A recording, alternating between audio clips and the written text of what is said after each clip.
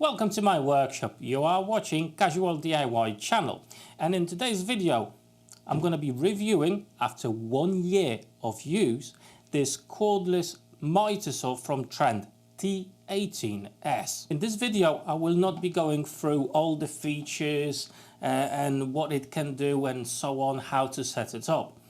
A full overview video of this tool, what it can do and all its features, it's already on my channel, and I'm going to drop a link to that video down below in the description of this one. So if you are interested in this tool further, you can check that video as well, so you got a better understanding of what this machine can actually do. Today I just want to focus on the things that I like about this machine and the things that I absolutely hate about it. So here are my thoughts on it.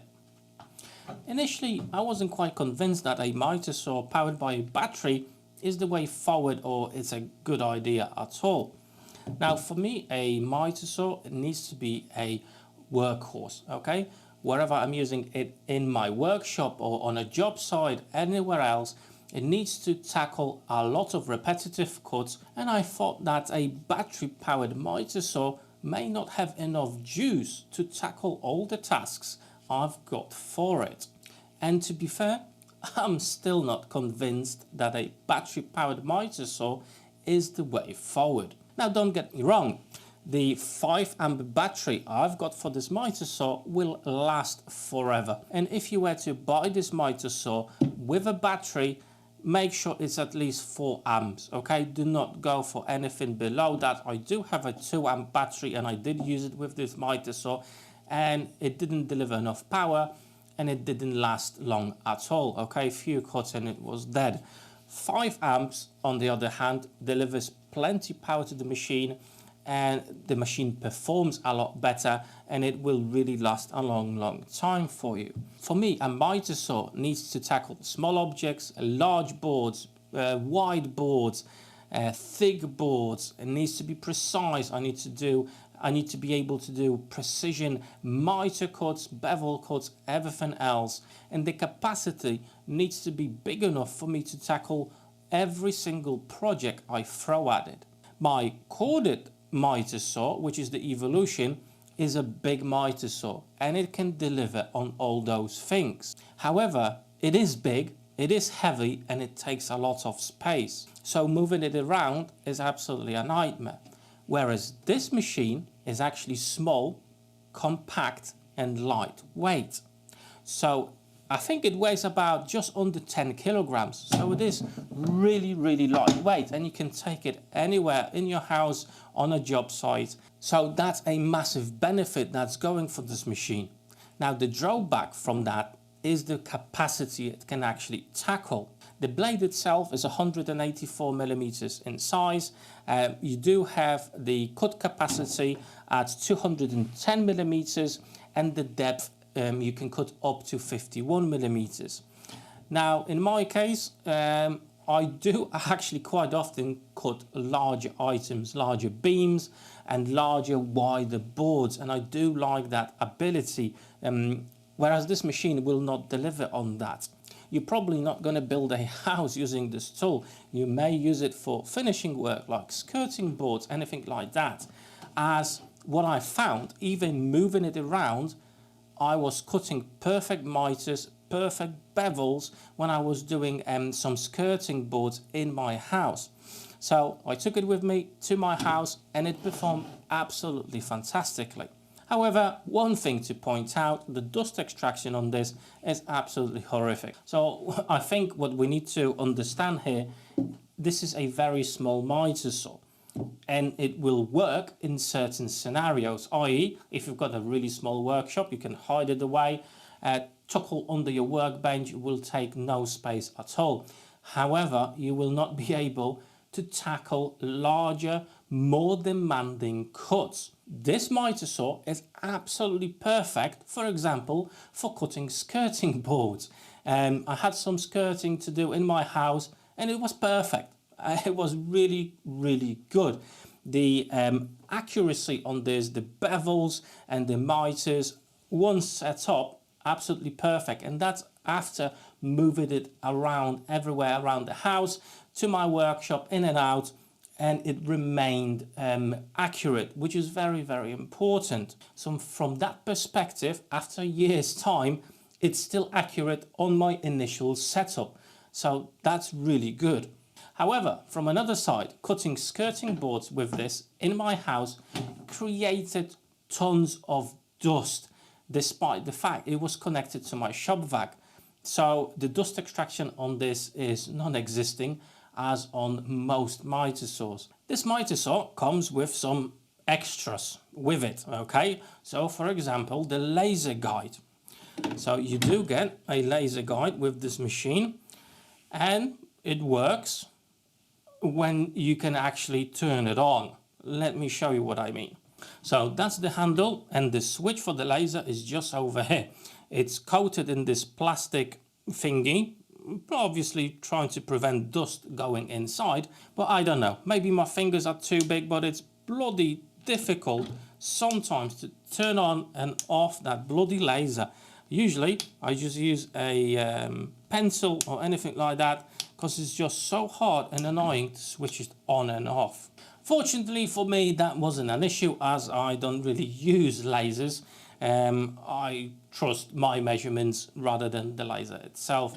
I like to see where the blade goes, but that's me. If you are looking to use a laser guide, be aware that the button is actually very awkward and hard to push on. The next addition that this mitre has is the ability to cut trenches, i.e. you can set the depth of cut and you can repetitively cut to that depth. So just over here, behind the battery, that's your trenching stop, okay? You've got this metal plate that you can move around to fit your needs. And what I found quite often, despite it does have this additional plasticky stop here, after, I don't know, making 10-20 cuts, it actually will undo itself, and it will, due to the vibrations, change its position. So not very good. Now, another feature that this machine has are the extendable supports for your workpiece. However, they are so basic that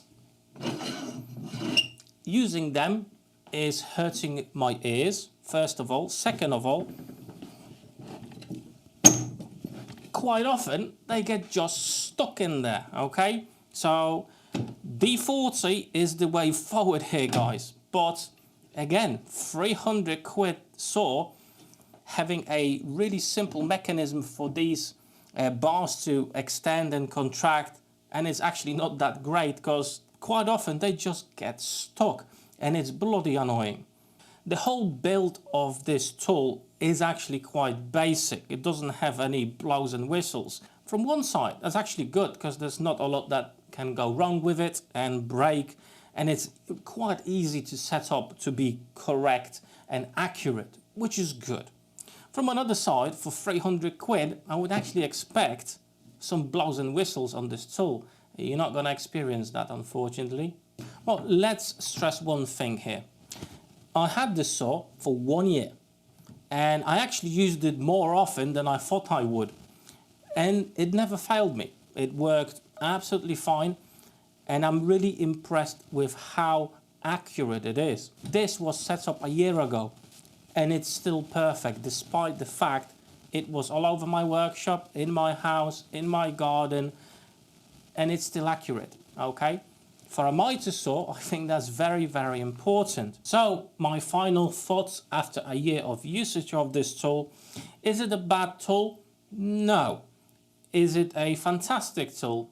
No, it's not. However, it's accurate, the motor is really quiet,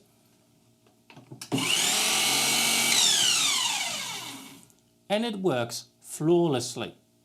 And if you're looking for those features in a mitre saw, if you are fed up with mitre saws that don't deliver accurate cuts, they are loud, then this tool is for you. If dust extraction is not a problem for you on a job site, or if you're working in a customer's house and the dust is not an issue, then this tool will be perfect for you. It's small, compact, lightweight, and the batteries, if you've got the 4 amp or 5 amp, will last forever. And if you go for the option with the fast charger, 20 minutes and the battery's charged, so you're not going to get much downtime at all. So the purchasing decision lies on you and you only, because you know what you need this tool to do for you. And armed with the knowledge of its limitations, I think you can now go for a educated decision. Would I buy a tool like this? Probably not. If they had a bigger brother of this tool, yes, I would consider that, as most of my projects is actually breaking down rough timber and cutting large thick boards.